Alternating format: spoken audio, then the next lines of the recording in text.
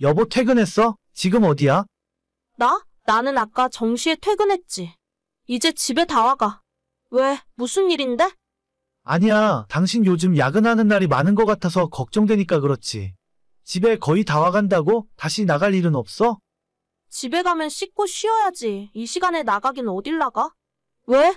자꾸 그런 걸 왜 물어봐? 당신은 언제 퇴근하는데? 나 오늘 야근해. 조금 늦게 들어갈 것 같아. 그래? 집에 일찍 들어오지도 않는 사람이 그런 걸 왜 물어봤대? 그럼 오늘 저녁도 회사에서 먹고 들어오겠네. 나는 혼자 간단하게 라면이나 끓여 먹어야겠다. 라면은 무슨 라면이야? 먹고 싶은 거 있으면 시켜 먹어. 아니면 내가 이따 집에 들어가면서 뭐라도 포장해 갈까? 당신 저번에 같이 먹었던 갈비탕 좋아하지?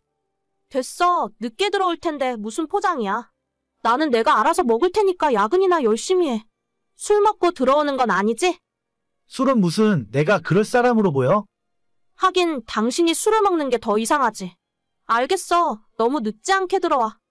응, 일 빨리 마무리하고 급행 끊기기 전에 들어갈게. 남편과 저는 결혼한 지 2년이 지났어요.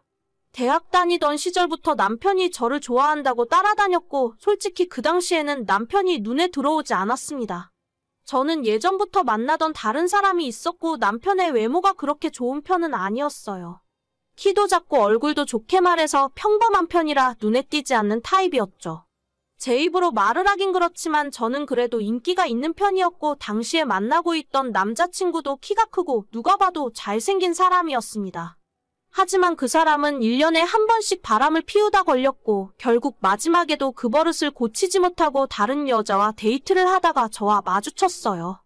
잘생기고 못생기고 외모적인 부분을 떠나서 바람을 피우는 남자는 너무 싫어졌습니다.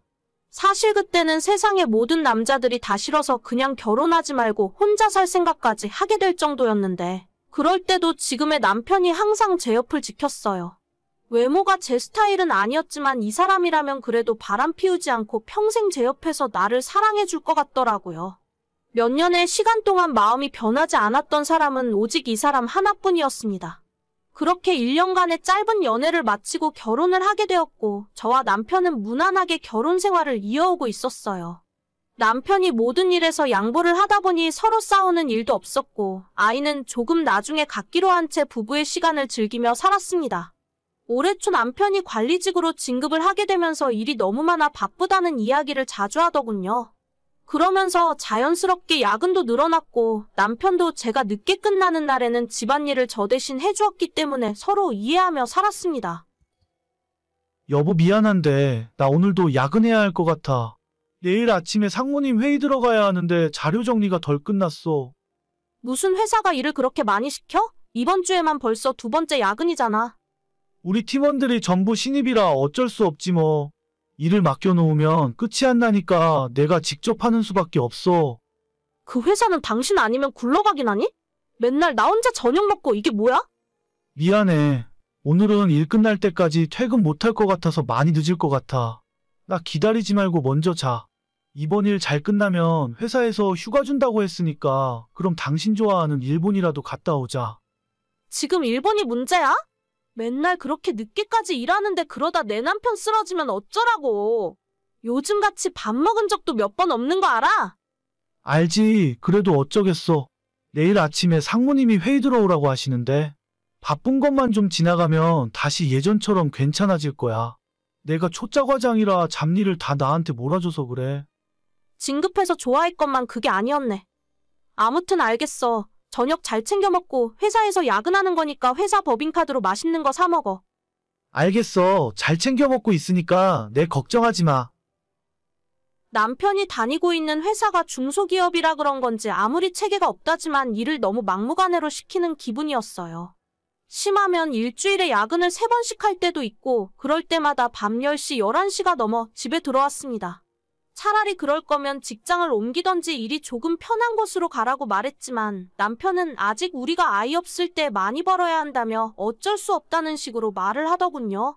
추석이 지났을 때부터는 종종 토요일에도 출근을 하는 날이 있었는데 무슨 회사가 일을 이렇게 하는지 화가 치밀어 올랐습니다.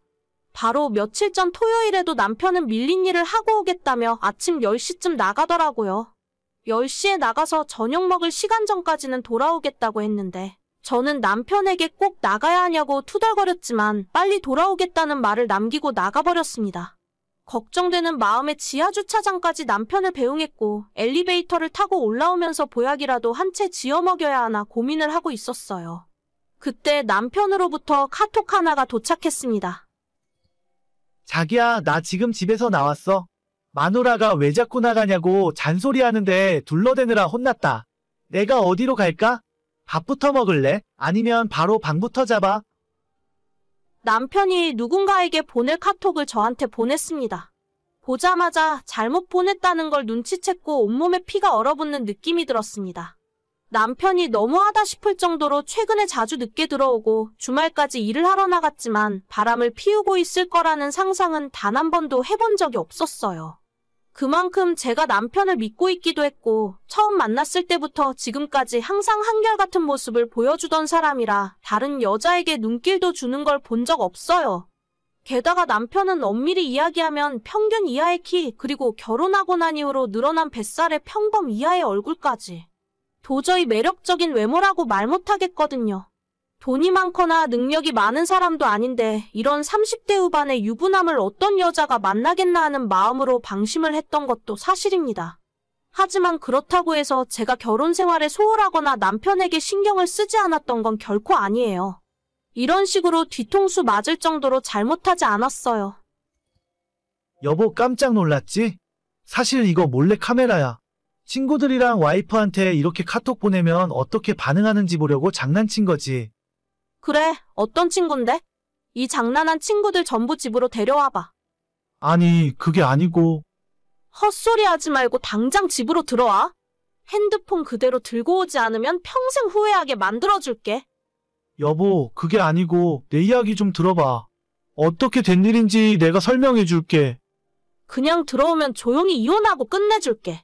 그런데 개수작 부리다가 걸리면 너 진짜 인생 여기서 끝날 줄 알아.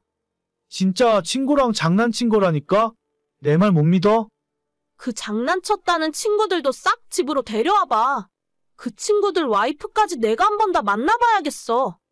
아니, 그런 건 좀 곤란하지. 내가 당신 회사 찾아가고 어머님 댁 다 뒤집어 놔야겠니? 다신 고개도 못 들고 다닐 정도로 망신 한번 당해봐야 정신 차리겠어? 여보, 미안해. 나 지금 집에 가는 중이야. 내가 다 설명할게.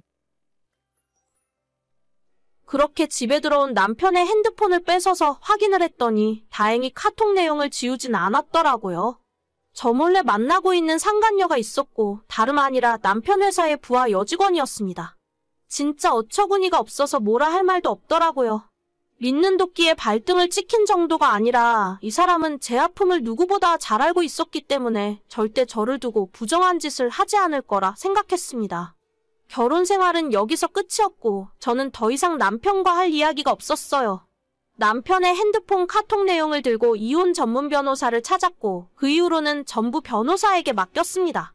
바람을 피운 두 인간 모두에게 소송을 걸었고 남편과는 소송 여부를 떠나 바로 이혼하게 되었죠. 이혼 과정에서 어떠한 변명도 하지 못했고 두 사람이 동시에 저한테 소송을 당하면서 남편 회사에 자연스럽게 소문이 나게 되었습니다. 상간녀가 먼저 회사를 그만두었고 남편도 계속 다닐 수 없는 상황이 된 것 같네요.